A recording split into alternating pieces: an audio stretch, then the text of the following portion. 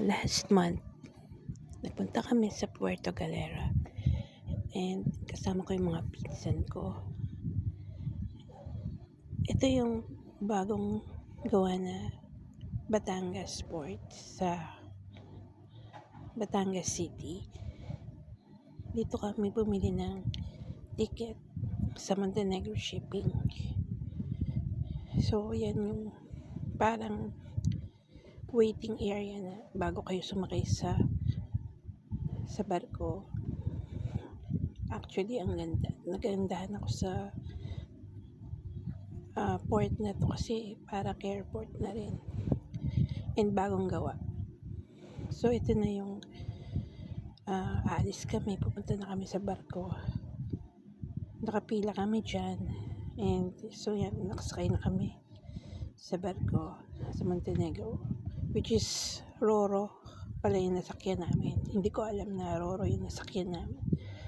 So, it took almost 3 hours para makarating kami doon sa pier, doon sa Balatero Port.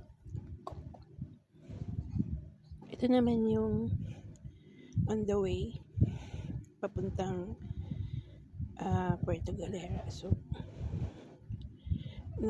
nakakatuwa kasi finally natuloy yung plano namin na sumakay ng barko papuntang Puerto Galera. Tagal na namin itong plinano. So, ayan, kinukuhanan ko yung pag-under ng barko.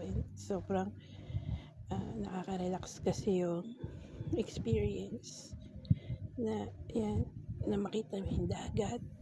Ang tagal ko na rin hindi nakapunta sa Puerto Galera, almost 2 decades kasi nung last napunta ko yata is 1999. Buntis pa nga ako sa second child ko and kasama ko doon ng mga office mates ko pa nung nasa audit ako. And ibang-iba pa yung experience yung pagpunta ko doon. Kasi yung sinakyan namin is ibang-iba. Yung parang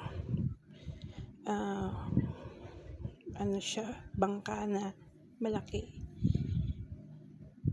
Ito naman is barko. Yung sinakyan namin. And ang ganda ng view. Almost 2 hours na kaming nagbabiyahe and medyo malapit. So, tingin ko malapit na kaming makarating dun sa port. Kaya ini-enjoy ko na yung view. Eto na, malapit na kami sa pier, sa port ng Puerto Galera.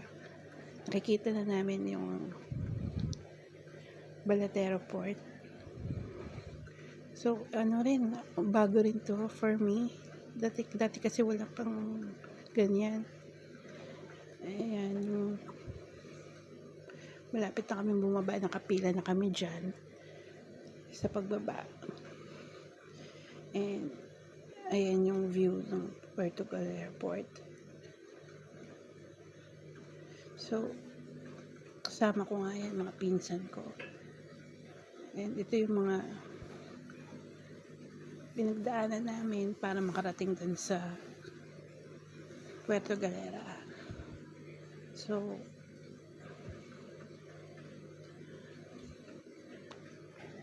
this is a wonderful experience for me and sana makabalik ulit ako dito in the future.